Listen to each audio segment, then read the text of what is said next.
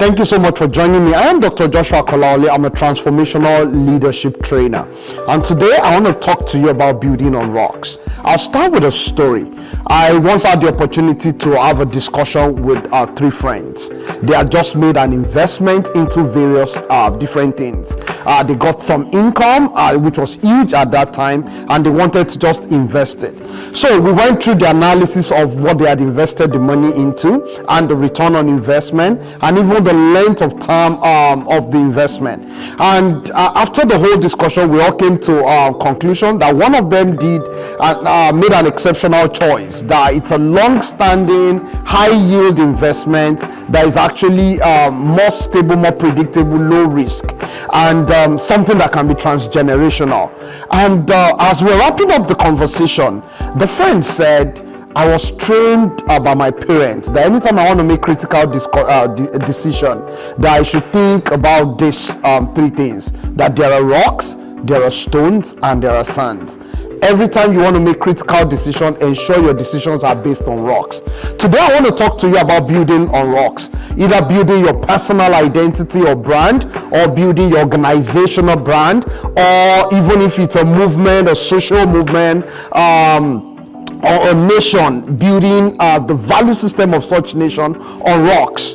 I want you to know that rocks project more stability than being on stones and on sand. If you have the foundation of a building on rocks, you're more likely to believe in the fact that it will last longer, it will withstand storm and severe weather condition. And so because of that, everyone prefers that rock solid foundation for their lives. So I will talk to you about the 5 classic ways to actually build on rocks.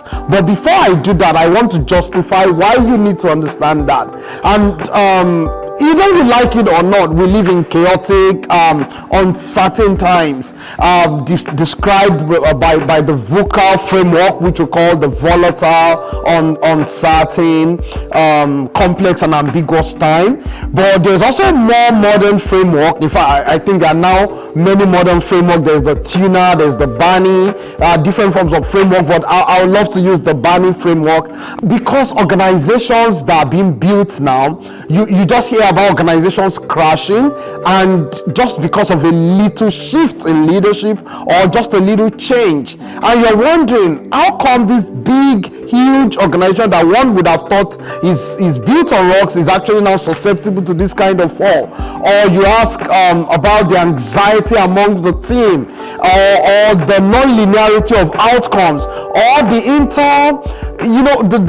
interconnectedness of the whole system that brought complexity in the way things relate with themselves. Those complex interrelationship that makes organizations maybe unpredictable or generating unpredictable outcome, or because the organization is so big and then they are now incomprehensible part of the organization, that if you create a change from this side, you will not be able to comprehend the impact on other sides of the organization, or even a personal or social life. You're just thinking about the brittleness of your environment, the anxiety and instability that brings, and maybe the incomprehensible nature of the outcome, or the novelty of the ideas that keeps evolving every time that we're operating in an environment. Because of all these turbulent, uncertain,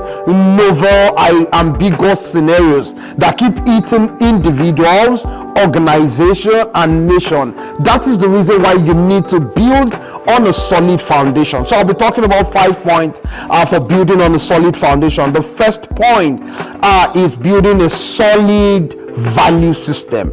Ensure that you have a clear points on how you want to live your life. Take a side and live with integrity. Ensure you're building on the truth. Build transparently. Build on moral integrity. When you establish the principles of justice, the principles of fairness, the principles of equity, and you establish a solid principle, you will be able to build to last. Only the truth lasts forever. Every form of transformation rests on the capability to build the truth. If you really want to make genuine change in your team, ensure that everything is built on transparency, openness, and the capacity to build a just culture.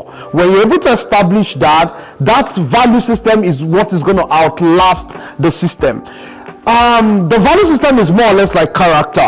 When you build a solid character, it's what defines the brand that the organization is standing for. The second thing, if you really want to become a great organization, is to be purpose driven, is to be vision driven. As a person, you make sure from time to time you have excellent vision, excellent purpose that you're actually pursuing.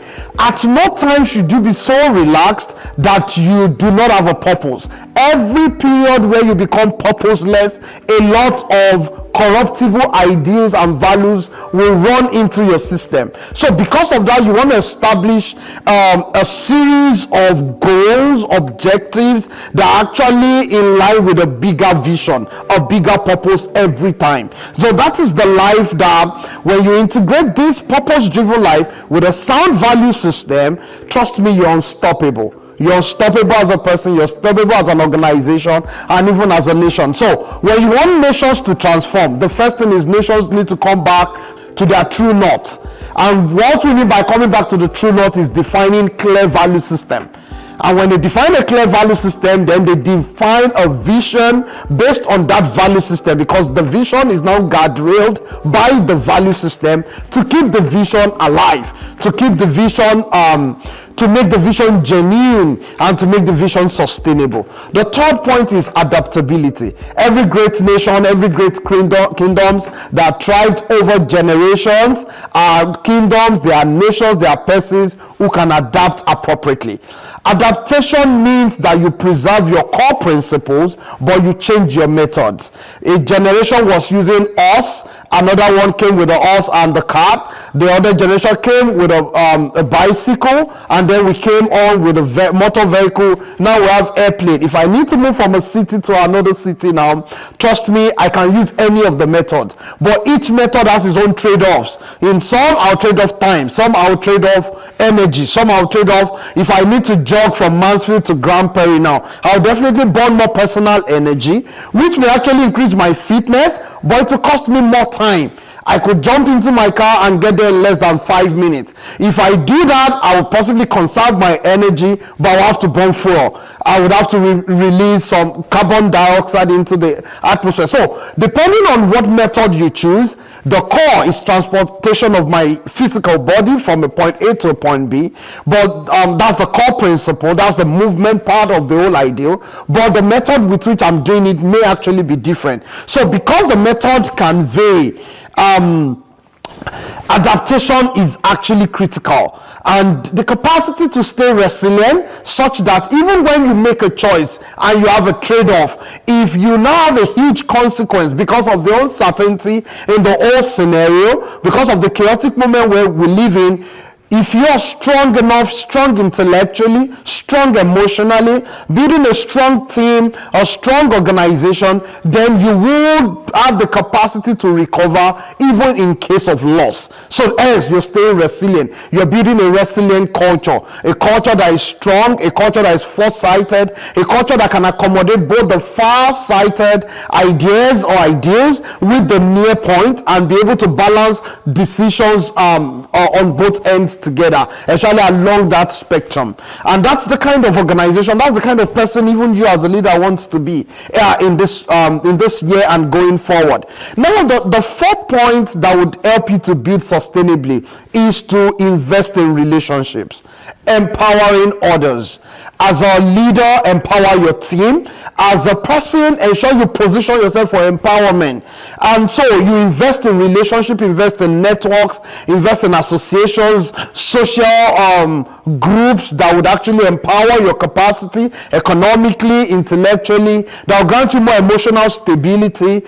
Even if it's some spiritual transformation as well, you need systems that that can help to achieve that. So you're empowering yourself in an holistic pattern across the spiritual spectrum, the career or mental or intellectual skill-based spectrum, emotionally and socially, economically, productively. You're empowering yourself across all spectrum, and that's how you build a system that can auto-transform itself, a system that would last for long. So position yourself for empowerment such that there's an investment in people that comes out of you, and you also get invested in by other people who are beyond you. And the fifth point, if you want to build sustainably, is creating a plan that is based on faith, based on principles, and based on service.